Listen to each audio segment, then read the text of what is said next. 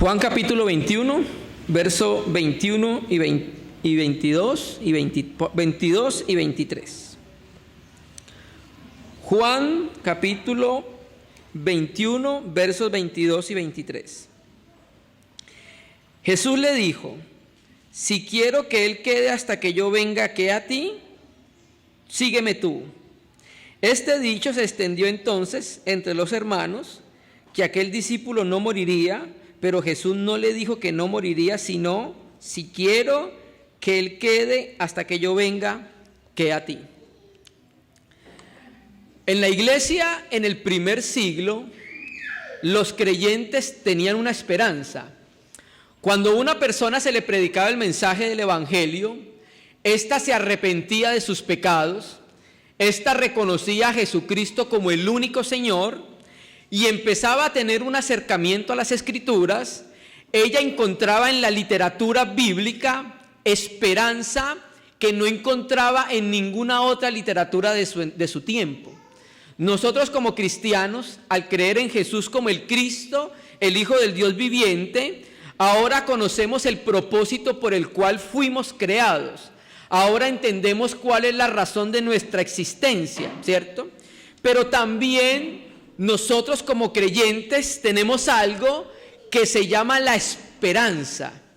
El Señor tiene muchas promesas en las Escrituras, y estas promesas en las Escrituras generan esperanza para nuestro corazón, para la vida tan difícil que viven muchos seres humanos sobre la faz de la tierra y no sabe cómo llevar estas diferentes situaciones. Dios a través de las Escrituras nos da esperanza de vida presente y nos da esperanza de vida futura. ¿Por qué? Porque Él tiene promesas en su palabra para nuestro tiempo presente, pero también tenemos esperanza para el futuro. Por ejemplo, el que no es de Cristo no sabe qué será de su vida cuando muera. El mundo en general cree en los hombres en la faz de la tierra que la muerte es el fin de todo. Pero resulta que cuando nos acercamos a Cristo, vemos su palabra y se abre a nosotros, entendemos que nuestra vida no acaba en la muerte. ¿Por qué? Porque es ahí donde comienza la verdadera vida. ¿Me explico? Nuestra vida más robusta, 90, 100, 110 años, unos hasta 120.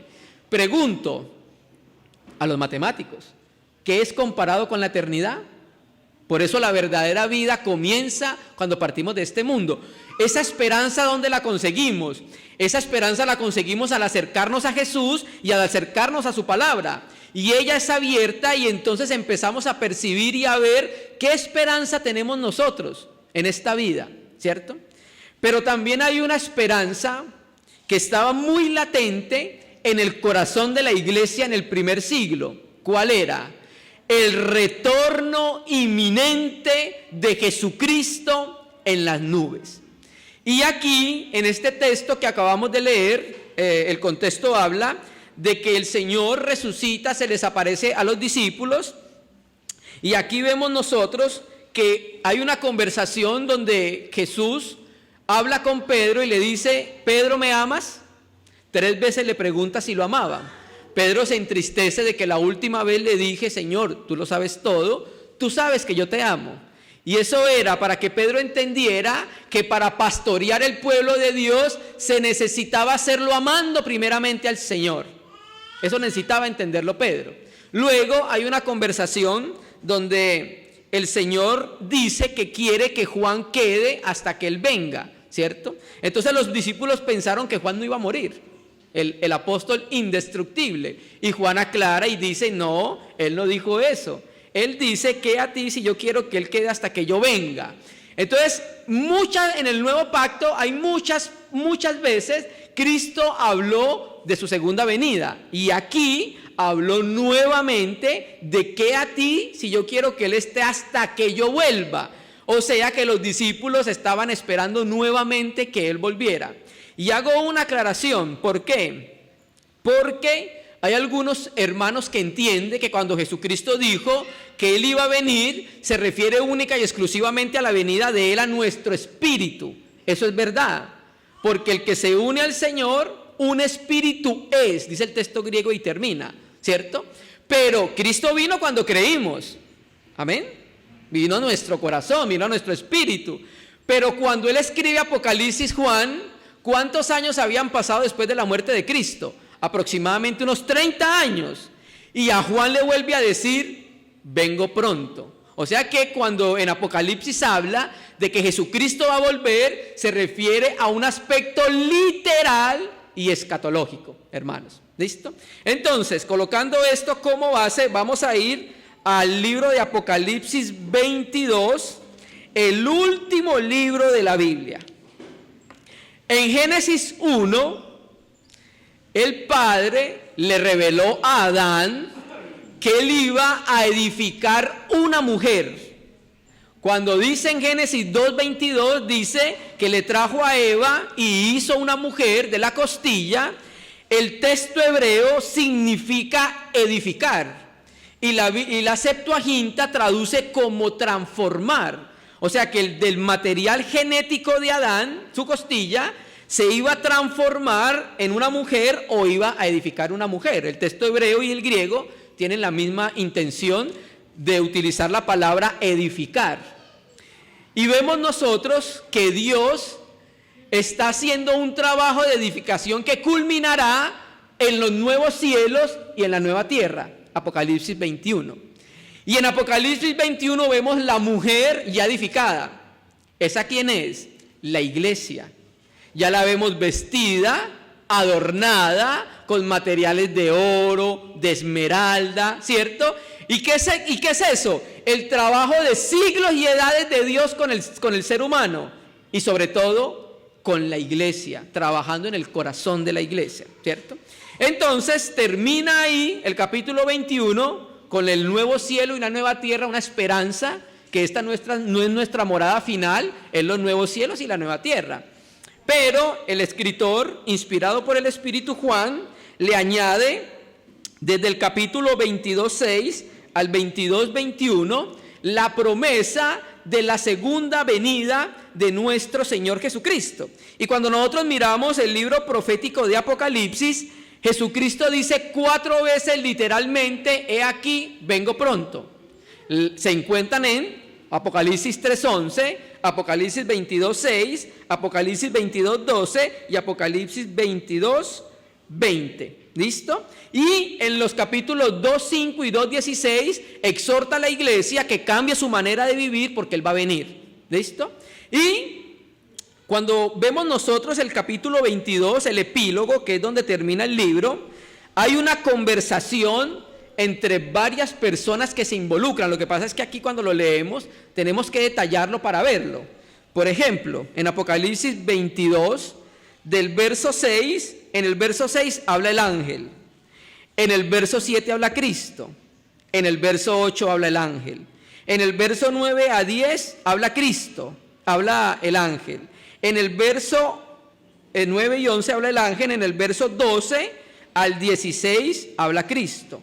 En el verso 17 habla la iglesia, la parte A.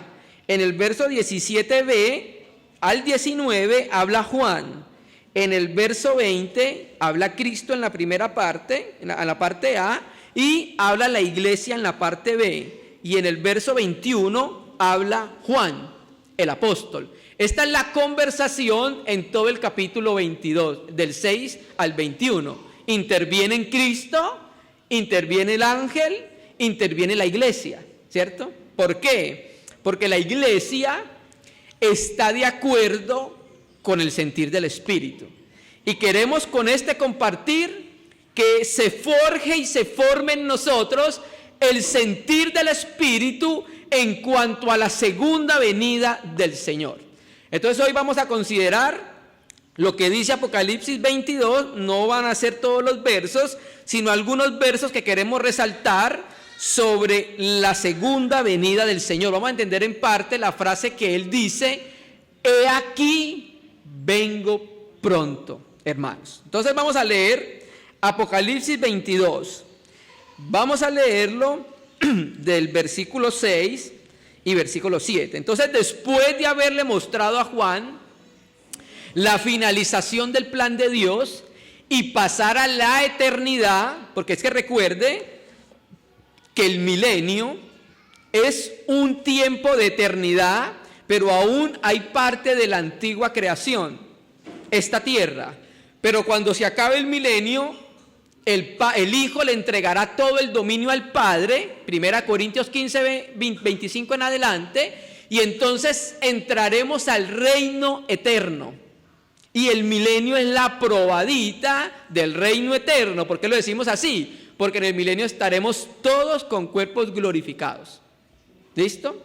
Ahí empezará la eternidad, pero recuerde que este cielo y esta tierra pasarán, para darle paso a la nuevo cielo y la nueva tierra. ¿Por qué? Porque Dios va a poner una nueva raza en ese nuevo cielo y la nueva tierra.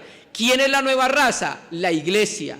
Esa es la nueva raza que tiene a Jesucristo como su cabeza. Entonces, cuando pasa eso, advierte Juan la importancia de escribirle a los receptores originales de la carta la segunda venida del Señor. ¿Por qué, hermanos? Porque los cristianos en los tiempos del emperador de turno, creo que era Domiciano, estaban sufriendo mucha persecución. Y el libro de Apocalipsis surge para afirmar la esperanza de los cristianos, para mostrarles, por eso se llama Apocalipsis, revelación. Es como si yo cogiera esta cortina, la corriera y viéramos qué es lo que hay detrás. Entonces el Espíritu Santo lo que hizo fue correr la cortina a Juan para que viera el mundo espiritual que nadie lo había visto de esa manera. Y ahora nosotros tenemos acceso a ver qué es lo que hay detrás de la cortina. Y eso sirve para la esperanza de los cristianos que estaban siendo perseguidos, para que entendieran que aquí no terminaba todo, que no todo terminaba en el circo romano, hermanos. Verso 22. Y me dijo, este es el ángel, estas palabras son fieles y verdaderas, y el Señor, el Dios de los espíritus de los profetas, ha enviado su ángel para mostrar a sus siervos las cosas que deben suceder pronto. ¿Esto concuerda con qué? Con Apocalipsis 1, versículo 3 y 4. Verso 7, Cristo. He aquí, vengo pronto, bienaventurado el que guarda las palabras de la profecía de este libro. En Reina y Valera ustedes ven, en el verso 7, no dice, y he aquí vengo pronto, pero el texto griego sí lo dice, la conjunción copulativa que dice, y he aquí vengo pronto, bienaventurado el que guarda las palabras de la profecía de este libro. Entonces vamos a hacer énfasis en esta palabra, en el verbo vengo. ¿Listo? Francisco La Cueva traduce vengo enseguida. Y Samuel Pérez Millo traduce mira, vengo enseguida. Cuando nosotros examinamos la forma gramatical de esta palabra, de este verbo vengo, esta palabra o este verbo está en tiempo presente. Pero resulta que este verbo, ustedes saben que cuando un verbo está en tiempo presente habla de una acción continua, ¿cierto? Resulta que cuando nosotros miramos esta palabra, este verbo presente en el libro de Apocalipsis cumple una función de futuro profético. Quiere decir que sugiere la inminencia de la segunda venida de nuestro Señor Jesucristo. Este verbo colocado en el libro de Apocalipsis expresa el acontecimiento futuro como si ya estuviese aconteciendo, sucediendo. Entonces los hermanos, cuando leían la epístola en griego, porque los receptores eran lectores originales del griego, ellos se daban cuenta que la manera en que escribía Juan sugería que Cristo estaba viniendo, ¿cierto? Y por eso, hermano, en el primer siglo, nosotros tenemos muchos cristianos apartados de todo. ¿Por qué? Porque estaban confiando que Cristo venía en sus días, hermano. El Señor nos dijo la hora, nos dio las escrituras, nos dio profecías, nos dijo miren el cielo, miren los tiempos y se van a dar cuenta y se van a percibir el tiempo en que yo voy a volver. Pero nunca nos dijo el día ni la hora en que iba a venir. En su primera venida estaba completamente profetizado en Daniel. Daniel tenía clara la fecha y el día en que Jesucristo iba a entrar a Jerusalén en el burrito. Completamente claro. pero la segunda venida no tenemos nosotros la fecha ni la hora, pero tenemos los tiempos para mirar. Y entonces el Señor afirma la fe de los creyentes diciéndole, y he aquí, ¿qué dice? Vengo pronto, amados hermanos. Y dice la Escritura, bienaventurado, hay una promesa con la venida de Él, bienaventurado el que guarda las palabras de esta profecía, de este libro. He aquí vengo pronto, bienaventurado el que guarda las palabras y la profecía de este libro. Entonces, ¿qué entendemos con esta primera advertencia del Señor para la iglesia? Que como cristianos nosotros debemos leer las profecías de este libro. Debiéramos tener una única reunión donde leemos la Biblia, solo para leerla. Y aquí el Señor nos enseña que como cristianos debemos sentarnos y leer las palabras de las profecías de este libro. Hermano, pero no solamente leerla. ¿Qué más dice el texto? Mire su Biblia. Bienaventurado, la penúltima bienaventuranza, ¿el quién? El que guarda las palabras de esta profecía. Entonces aprendemos otra cosa. Necesitamos conocer las profecías de Apocalipsis. Necesitamos hablar y enseñar de las profecías de Apocalipsis. ¿Para qué? Para poderlas guardar. Al presentarlas, al explicarlas y al mostrarlas al pueblo de Dios, las vamos conociendo, las vamos interiorizando y las vamos guardando, hermano. Entonces, ¿qué advertencia viene con la venida de Cristo? La advertencia de que nosotros como cristianos, el Señor nos debe encontrar leyendo las palabras de esta profecía y ¿qué más? Guardándolas. Primera vez que el Señor dice en este capítulo, he aquí vengo pronto, porque en este capítulo 22, 3 veces el Señor dice, he aquí vengo pronto. Una seria advertencia para la iglesia de todos los tiempos. ¿Por qué? Porque hay cristianos lastimosamente que viven como si Cristo no fuese a venir, hermanos. Hay cristianos que se olvidan del aspecto escatológico de la Biblia, que nos enseña claramente que el Señor viene en breve. Y eso despierta nuestro corazón para mudar nuestra manera de vivir, saber que el Señor viene en breve, hermano. Esa es la primera vez en el capítulo 22 que el Señor dice, he aquí vengo pronto. Capítulo 22, verso 12. Nuevamente, he aquí yo vengo pronto. La inminencia de la segunda venida de Cristo. He aquí yo vengo pronto, ojo, aquí viene el Señor con otra advertencia, lo sabemos por el versículo que sigue. He aquí vengo pronto, ojo, mire su Biblia, y mi galardón conmigo para recompensar a cada uno según sea su obra. Y sigamos leyendo, porque la frase está ligada a este verso.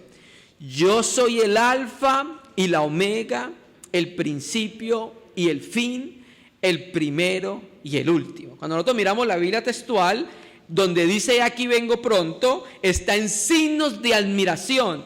He aquí vengo pronto, ¿cierto? Entonces, ¿qué entendemos nosotros en la advertencia a esta manifestación de Cristo? 1. El Señor, el juez supremo, descenderá para recompensar, hermanos. Por eso en el verso siguiente aparece como el alfa y la omega. ¿Cómo relacionamos ese verso con el verso que estamos considerando? Con el versículo 12. Como aquel que lo conoce todo, como aquel que es el primero y el último, como aquel que conoce lo más íntimo de nuestros pensamientos, como aquel que conoce nuestras obras, como aquel que conoce nuestra vida, como aquel que sabe con qué intención venimos a reunirnos, como aquel que sabe la manera en que lo amamos, o también sabe si no lo amamos.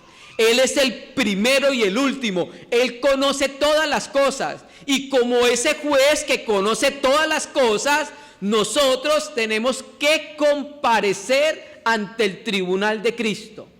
No es un tribunal para perdición o para salvación. ¿Por qué? Porque es un tribunal para la casa.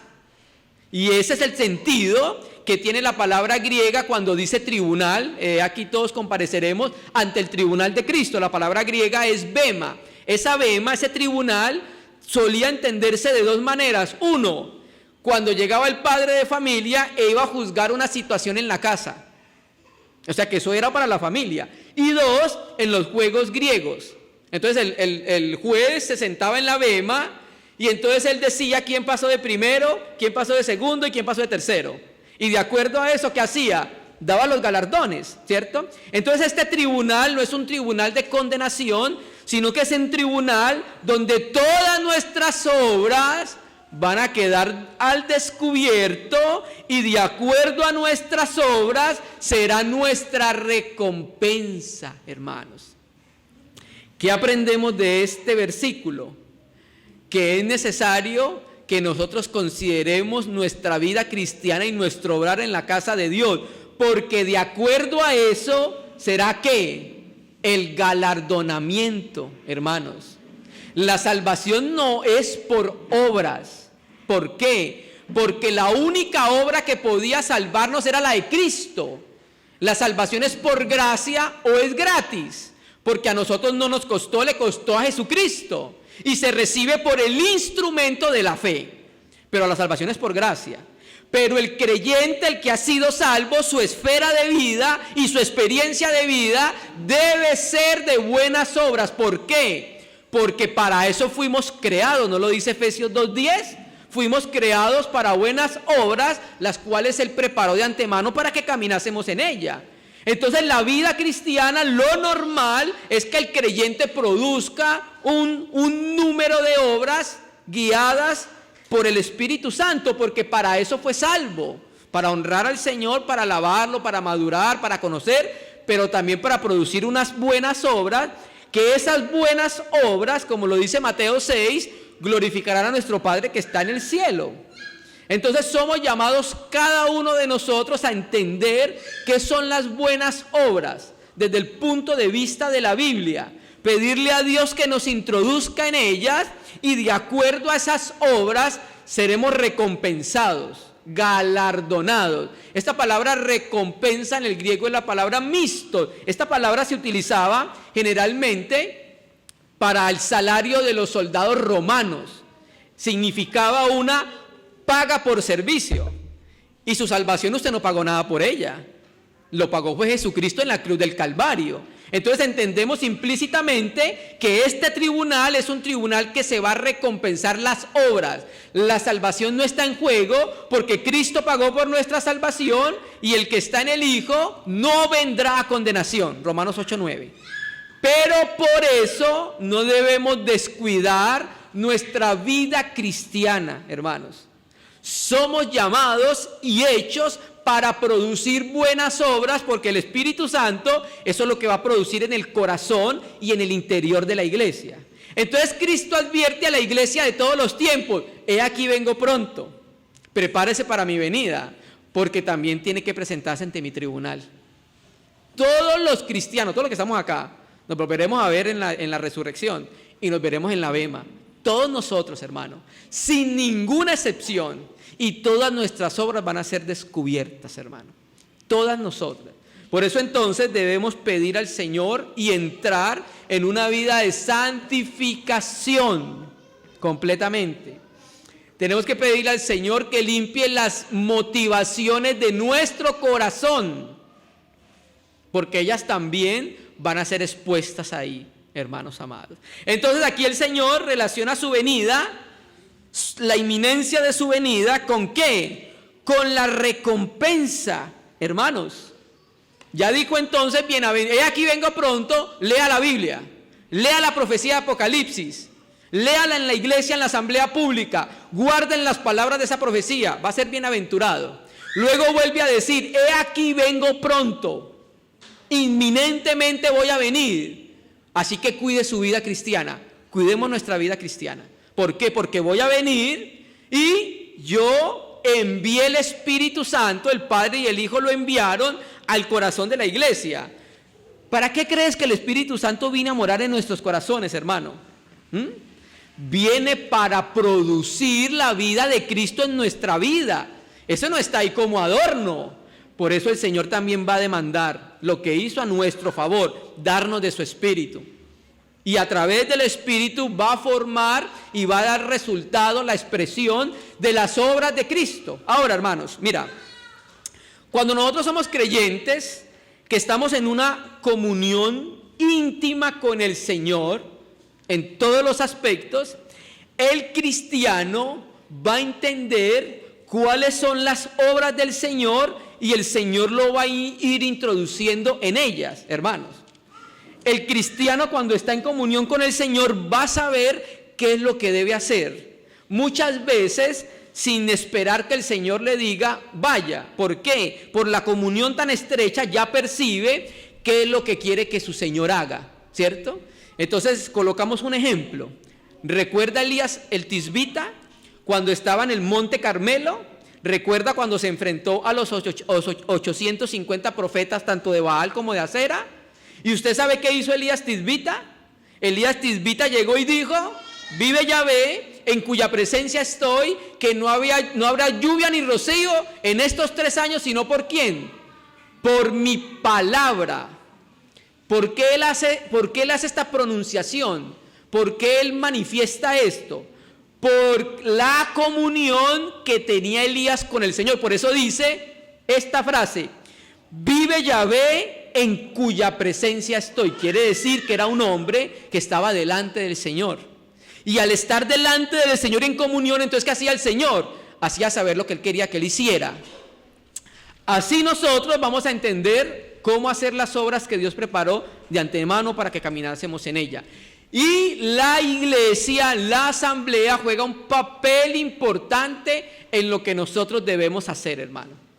Piensa en esto, querido hermano. Generalmente cuando nosotros llegamos a la asamblea, en la comunión con la asamblea, empezamos a saber cuáles son los dones que el Señor nos dio para desarrollarlos y para ponerlos al servicio de la iglesia. Entonces la iglesia y la comunión es muy importante para que el creyente sepa cuáles son las obras que Dios preparó de antemano para que caminásemos en ella. Entonces esta es la segunda advertencia que tiene el Señor relacionada con su venida. Ya dijo en el verso 7, he aquí vengo pronto, manda a los creyentes a que guarden su palabra, a que miren la profecía, a que la entienda y a que la guarde. Ahora en el verso 12 dice, he aquí vengo pronto y mi galardón conmigo para recompensar a cada uno según sea su obra. Yo soy el alfa y la omega. Entonces entendamos que Él lo conoce todo como ser el principio y el fin. Entonces entendamos que cada uno de nosotros va a tener que dar cuenta al Señor por todas las obras, hermanos. Una advertencia para la iglesia de todos los tiempos. Sí, Él viene, qué precioso, es nuestra esperanza, pero su venida, para su venida debemos estar apercibidos, hermano, completamente apercibidos. Tercera vez que aparece el texto, vamos a ir, Apocalipsis 22, versículo 20. Entonces aquí empieza Juan y termina el Señor. Apocalipsis 22:20, dice, el que da testimonio de estas cosas, ¿qué dice? Ciertamente vengo en breve. Amén. Sí, ven Señor Jesús. Samuel Pérez Millo traduce, sí, vengo enseguida. Y un interlineal que yo tengo traduce literalmente, sí, estoy viniendo. Entonces, ¿a qué se refieren estas palabras?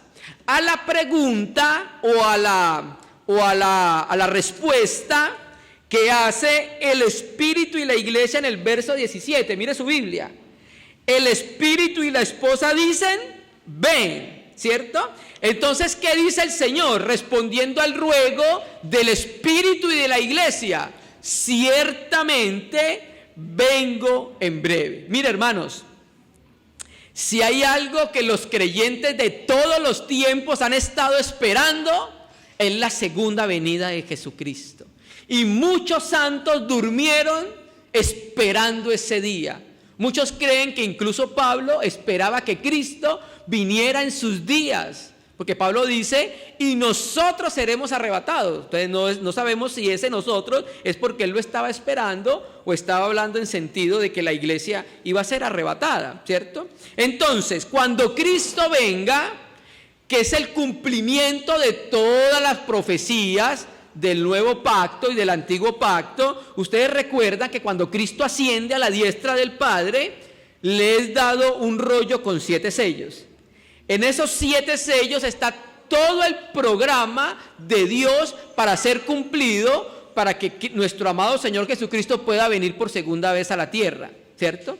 Y cuando nosotros empezamos a ver los rollos, cada sello, recuerde lo que dijo el Señor, que Él iba a colocar a todos sus enemigos por estrado de tus pies. Le dice así, siéntate a mi diestra, Salmo 110, versículo 1, oráculo de Yahvé, cito la Biblia textual, dijo Yahvé a mi Señor, siéntate a mi diestra hasta que ponga a todos tus enemigos por estrado de tus pies.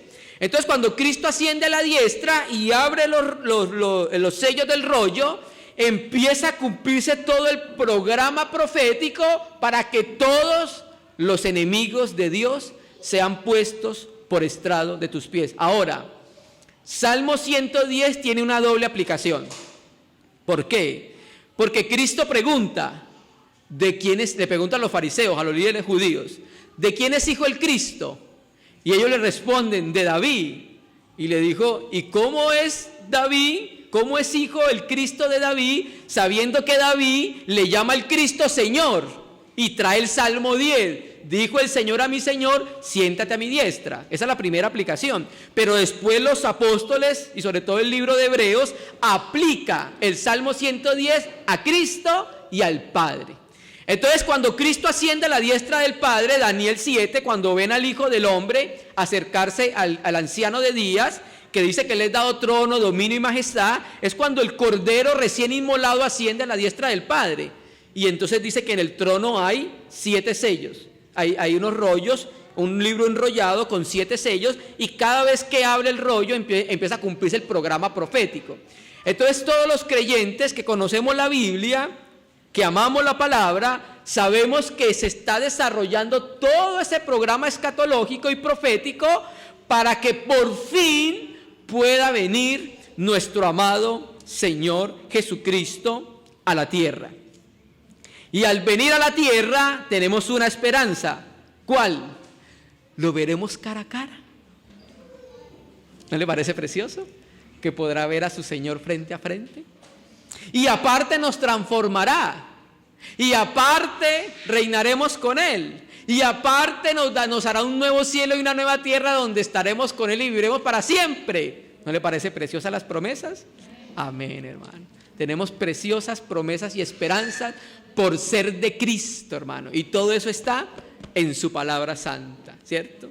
Entonces, el que da testimonio de estas cosas dice, ciertamente vengo en breve. Amén. Sí, ven, Señor Jesús. Ahora, este sentimiento, este sentir que tenía el Espíritu, era el sentir propio de los apóstoles en el nuevo pacto. Porque tanto como Juan, como Pedro y como el apóstol Pablo, ellos estaban anhelando y viviendo, y escúchame bien, hermano, el anhelar la segunda venida nos debe llevar a vivir de acuerdo con esa espera. Nosotros tenemos que ser consecuentes con lo que anhelamos. ¿Está anhelando que Cristo venga? Amén, hermano, con todo mi corazón. Entonces, de esa misma manera debe ser su experiencia de vida, esperando que venga pronto su Señor. Mire cómo lo decía el apóstol Pablo. Vamos a ir a primera epístola a Corintios, capítulo 16.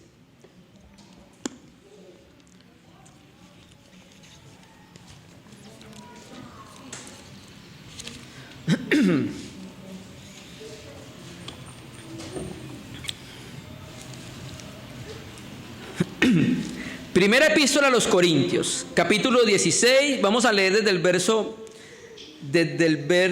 19, para tomar el contexto y no descontextualizar tanto el texto. Primera epístola a los Corintios 16, verso 19. Pablo le dice a la iglesia en Corintios: las iglesias de Asia os saludan. ¿Sabemos por qué esta iglesia es en plural? Porque en Asia habían muchas iglesias. ¿Listo? Las iglesias de Asia os saludan. Aquila y Priscila, con la iglesia que está en su casa, os saludan mucho en el Señor. Recuerde que al principio los cristianos las reuniones las hacían primero en casas. Y las casas de los cristianos en el primer siglo no eran casitas pequeñas. Generalmente las casas para hacer las reuniones eran casas muy grandes, porque generalmente se hospedaban a los hermanos, a los que venían de otras ciudades, a los hermanos que quedaban en la comunión, ¿cierto? Les recuerdo. ¿Recuerdan a Eutico, el que se cayó por la ventana? ¿Cierto? ¿Recuerda hasta qué hora disertó Pablo? Hasta la medianoche. Generalmente esa era la comunión que tenía la iglesia. Entonces, bueno, era la medianoche, no mandamos los hermanos para la casa, más bien quedémonos acá, juntos. Eran casas grandes, ¿cierto? Donde se reunía la asamblea en ese tiempo. Y en ese tiempo en Roma había la iglesia en Roma se reunía en casa de Aquila y Priscila. Os saludan todos los hermanos, saludad los unos a otros con ósculo santo. Yo, Pablo, os escribo esta salutación de mi propia mano. ¡Ojo! El que no amare al Señor Jesucristo sea anatema. ¿Usted sabe qué es anatema en la Biblia? ¿Usted recuerda cuando llegaron los israelitas saliendo del desierto a la tierra prometida, Canaán, y cuando destruyeron a Jericó? ¿Y sabe qué pasó con Jericó? Fue consagrado el anatema. Era algo consagrado a destrucción. Eso era lo que era anatema. Fuerte este señalamiento de Pablo. El que no amare al Señor Jesucristo sea anatema. Ojo, el Señor viene. Voy a leerlo de la Biblia textual, que traduce literalmente las palabras, y aquí hago una aclaración, porque todo el Nuevo Testamento fue escrito griego koiné, ¿cierto? Pero hay algunas palabras en arameo que se conservaron en el texto griego. Por ejemplo, hay una palabra, cuando la diga van a saber cuál es: éfata. ¿Recuerda? Cuando el Señor le dice a la niña, éfata, sea abierto. O cuando le dice talita cum o talita cumi. Eso es una frase en arameo. Incluso Marcos lo registra cuando el Señor estaba en la cruz, que dice Elí, Elí, lama sabactani. ¿Recuerdan? Bueno, Marcos lo traduce así: Eloí, Eloí, porque es la traducción aramea de ese hebreo. Y esta palabra donde dice el Señor viene es una palabra aramea. Pablo la conservó y voy a mostrarle cómo la Biblia textual 4 la translitera. 1 Corintios 16, versículo 22. Dice, si alguno, en signos de admiración, si alguno no ama al Señor, sea anatema. Mire cómo translitera la palabra aramea. Marán ata. Así te translitera la palabra. Marán ata. Y esa palabra marán ata es mar, que significa Señor. Ata, que significa nuestro, y ta, que significa ven. Ven, Señor nuestro. Pero mira que la venida del Señor también trae una advertencia para los que no aman a Jesucristo. Anatema. Y esos anatemas lo vamos a ver en el juicio del trono blanco, hermano. Y nosotros, pues naturalmente, como cristianos, no podemos tener comunión con los que no aman al Señor. Nosotros tenemos comunión con los que aman al Señor. ¿Por qué? Porque aquel que ama al Señor tiene su espíritu. Y nosotros somos uno. ¿Por qué? Por el espíritu. Entonces esta transliteración de esta frase aramea nos recuerda que la segunda venida del Señor trae alegría para muchos, pero juicio para otros, hermano. Alegría para muchos, aleluya, y juicio para otros, hermano, ¿cierto? Y Pablo lo está diciendo: si alguno no ama al Señor, sea anatema, ¿cierto? Entonces la solemnidad de no amar al Señor se pone de manifiesto en la pronunciación proferida. ¿Cuál? Anatema, o sea, consagrado para la destrucción. Entonces, ¿cómo relacionamos este verso? Lo relacionamos con la segunda inminente venida de nuestro amado Señor Jesucristo. Entonces, Pablo tenía el mismo sentir que tenía el Espíritu Santo. Vamos a leerlo en Apocalipsis 22. Apocalipsis 22, volvamos y ahora leamos el verso 17. Entonces, el sentir que tenía Pablo estaba de acuerdo con el sentir del Espíritu. El sentir que tenía el apóstol Pablo concordaba con el sentir del Espíritu. Y ese sentir que tenía el apóstol Pablo quería transmitirlo a la iglesia a través de las Escrituras, a través de la predicación. Y ese sentir es el que queremos transmitir hoy, hermanos. Cristo viene en breve. Volvamos nuestra vida al Señor, hermanos. Él es un Dios justo que pagará a cada uno según sea su obra. Apocalipsis 22, versículo 17, no lo leímos. El Espíritu y la esposa dicen ven, y el que oye diga ven, amados hermanos, ¿cierto? Cuando nosotros miramos la Biblia textual 4, donde dice ven, las dos veces está en signo de admiración, ven, ¿sí? Y entonces cuando vemos en el texto griego dice estés viniendo. Entonces, ¿qué es lo que hace el Espíritu Santo? Opera en el corazón de la iglesia el sentir ferviente de esperar la inminente manifestación del Señor Jesucristo en las nubes de los cielos. Recuerda, hermanos, que el Espíritu Santo, Juan 16, nos iba a comunicar las cosas por venir. Y esta es una de las cosas por venir, que la inminente segunda venida del Señor Jesucristo, ¿cierto? Y luego dice, el Espíritu y la esposa dicen ven, quiere decir que la esposa está concordando con el sentir del Espíritu. ¿Qué quiere el Espíritu? Que Cristo venga. ¿Qué manifiesta la iglesia? Que también esté de acuerdo con Él, ¿cierto? Y entonces a través de la enseñanza, a través de la comunión, la iglesia va a ser despertada al sentir que tiene el Espíritu. Y va a decir lo mismo que dice el Espíritu. ¿Qué dice? Ven, Señor Jesús. Aleluya. Entonces, todos debemos vivir con esa esperanza, amados hermanos. Y dice, y el Espíritu y la esposa dicen ven.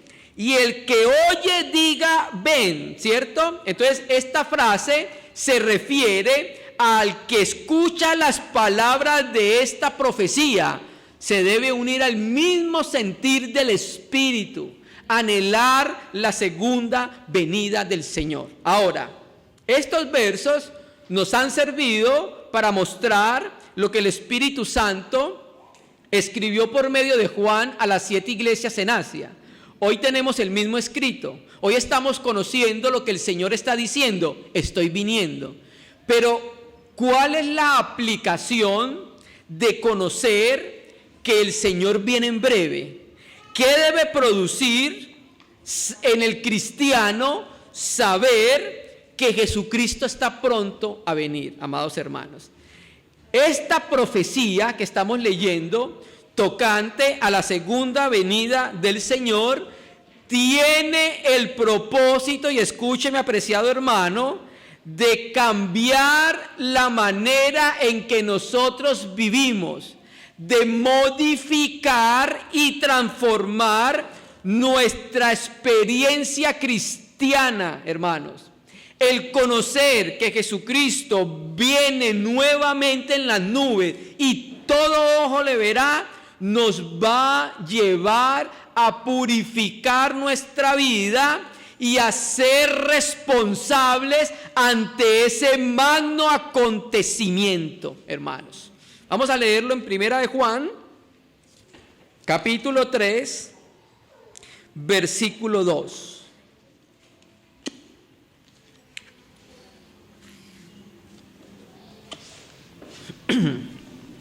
Primera de Juan, capítulo 3, versículo 2. Primera de Juan, capítulo 3, versículo 2, dice: amados, ahora somos hijos de Dios, y aún no se ha manifestado lo que hemos de ser. Claro, aún tenemos un cuerpo que se envejece, que se enferma. Aún no se ha manifestado en nosotros la resurrección para ser semejantes a Él. Pero tenemos la promesa, hermanos, en breve, un momento más, y la tendremos.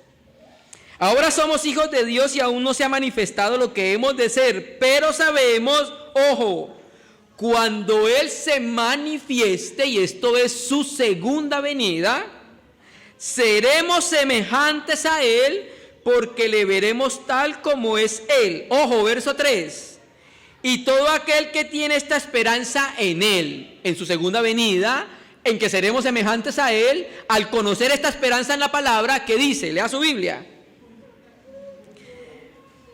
Se purifica a sí mismo como Él es puro. Ah, hermanos.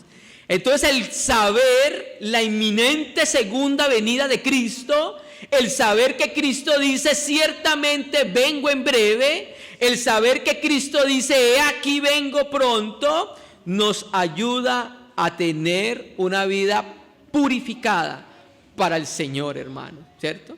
El Señor no necesitaba purificarse, no es que Él es puro, Él es toda la pureza que nosotros podemos alcanzar a pensar o a imaginar, ¿cierto? Pero para nosotros se trata de un proceso gradual. Cada que lo vamos conociendo más, cada que vamos apreciando quién es Cristo y su venida, entonces eso va a producir en nuestro corazón, en nuestra vida, una limpieza, hermanos. Y cada vez el cristiano va a considerar el ensuciar sus vestiduras, hermano.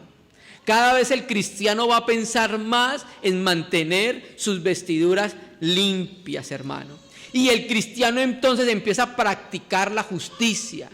Y el cristiano empieza a ser sin mezcla, sin mancha. Esto debe producir el conocer lo que Cristo dijo, ciertamente vengo en breve. Y por eso lo estamos considerando. Y la esperanza que tenemos nosotros acerca de la segunda venida de Cristo también tiene una influencia santificadora, hermanos. Lo que se busca cuando nosotros conocemos lo que Cristo dijo en su palabra, que venía pronto, era que producir cristianos santos, hermanos. Mire cómo lo dice Primera Tesalonicenses. Vamos a ir a Primera Tesalonicenses, capítulo 3, versículo, Primera Tesalonicenses, capítulo 3, versículo 12. Vamos a leerlo desde el verso 12. Primera epístola a los Tesalonicenses, capítulo 3, versículo 12. Dice: y el Señor os haga crecer y abundar en amor, unos para con otros y para con todos. Sí, porque es que nosotros creemos hay veces que los que son dignos de nuestro amor es la iglesia. No, hermano. Dios nos amó cuando estábamos perdidos en nuestros delitos y pecados, cuando estábamos oscurecidos. Entonces el mundo sin Cristo ama solo a los que nos aman. Y el Señor nos dice, no, amémonos unos a otros, pero también para con todos. Hermano, pero es que usted supiera que me dijo que yo estaba gorda. Amén, vamos a orar y vamos a amarlo, ¿cierto?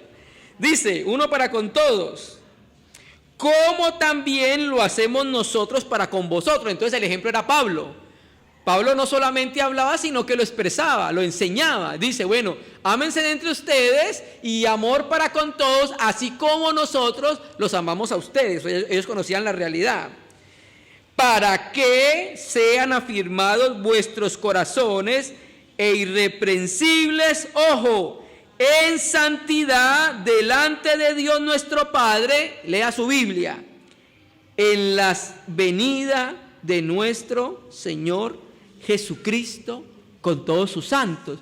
Entonces, ¿qué debe producir en el corazón del creyente? Saber que lo que Cristo ha dicho, he aquí yo vengo pronto, ciertamente vengo en breve. Entonces, esa promesa debe a nosotros, a cada uno de nosotros, llevarnos a vivir una vida santa y piadosa, hermanos. Si usted mira ahí mismo en 1 Tesalonicenses 5:23 dice, y el mismo Dios de paz os santifique por completo, y todo vuestro cuerpo sea guardado irreprensible para la venida de nuestro Señor Jesucristo. Cuando miramos Tesalonicenses siempre se relaciona la venida con santidad. Entonces, ¿qué debe producir el saber que Cristo viene? Debe producir cristianos santos. Debe producir una vida piadosa en el corazón de la iglesia, por saber que el Señor viene en breve y nos va a recompensar y tenemos que darle cuentas, hermano. Muy importante esta doctrina de la segunda venida del Señor. Entonces, el mensaje de la segunda venida de Cristo es una doctrina vital para que impacte, para que esa doctrina afecte la manera como vivimos como cristianos, hermano. Eso debe producir un impacto en nuestro corazón y debe afectar nuestra vida cristiana. Y debe mudar nuestra manera de vivir como hijos de Dios, hermano. Recuerde, la predicación busca 3 aspectos. 1, glorificar a Dios. Cuando predicamos siempre buscamos que Dios sea exaltado en alto. 2, la predicación debe humillar el corazón del hombre, hermanos. Y 3, la predicación debe producir cristianos santos, hermano. Y ahora que estamos conociendo lo que Cristo dice acerca de su venida, vengo en breve, esto debe generar temor en nuestro corazón y llevarnos a vivir una vida piadosa, amados hermanos. Terminemos con un versículo, Juan 20, versículo 6. Juan 20, versículo 6.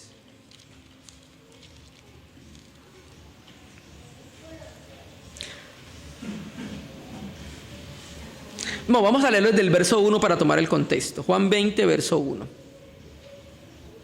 Juan 20, verso 1. Dice: el primer día de la semana, María Magdalena fue de mañana, siendo aún oscuro el sepulcro, y vio quitada la piedra del sepulcro. Entonces corrió y fue a Simón Pedro y al otro discípulo, aquel a que amaba Jesús, obviamente Juan, y le dijo: se han llevado del sepulcro al Señor y no sabemos dónde le han puesto. Y salieron Pedro y el otro discípulo, Juan, y fueron al sepulcro. Y corrían los dos juntos, pero el otro discípulo corrió más aprisa que Pedro y llegó primero al sepulcro. Y bajándose a mirar, vio los lienzos puestos allí, pero no entró. Luego llegó Simón Pedro tras él y entró en el sepulcro y vio los lienzos puestos allí y el sudario que estaba sobre la cabeza de Jesús, no puesto con los lienzos, sino enrollado en un lugar aparte. Terminamos con este versículo para decir algo, hermanos. Este texto quiere decir lo que quiere decir. Jesucristo resucitó, que el cuerpo no fue robado, como decían algunos, sino que el Señor se levantó de los muertos. Y por eso es muy importante la manera de ver cómo estaba el sudario, ¿listo? Pero también hay algunos hermanos que han dicho que hay otra manera de entender esta escena del sudario puesto enrollado en un lado. Y es el contexto de la tradición judía. En la tradición judía, cuando el lienzo era doblado no había en ese tiempo servilletas, ¿cierto? La tela que se utilizaba para comer, había una cultura muy marcada en ese tiempo, y era que el amo, en ese tiempo habían esclavos, pero no eran esclavos como el tiempo que conocemos nosotros, del tiempo de descubrimiento de América, sino que eran personas que vivían en la casa, pero eran esclavos de la familia. Entonces el esclavo le preparaba la mesa a su amo, le preparaba la mesa para su amo, le colocaba todo para que su amo comiera, ¿cierto? Él tenía que irse y esperar a que su amo comiera. Entonces había unas acciones del amo que daban a entender dos cosas. Uno, cuando el amo comía y el amo se limpiaba la barba, las manos, enrollaba la tela con que se comía, y si la enrollaba toda, y el siervo después venía y veía ahí la tela toda enrollada, quería decir que el amo está satisfecho y no va a comer más, que ya quedó satisfecho, ya puede recoger todo lo que había ahí. Pero también había otra acción, y era que el amo, cuando comía y doblaba la tela con la cual se comía y la colocaba a un lado, le estaba dando a entender al siervo que esa tela doblada significaba que él no podía tocar nada de eso. ¿Por qué? Porque quería decir, volveré. Entonces el hecho de que los lienzos estuvieran doblados en el contexto israelita quería decir, vengo en breve, voy a volver. Entonces, hermanos, que la palabra del Señor pueda producir temor y pueda producir una vida piadosa en cada uno de nosotros. El Señor lo dijo, ciertamente vengo en breve.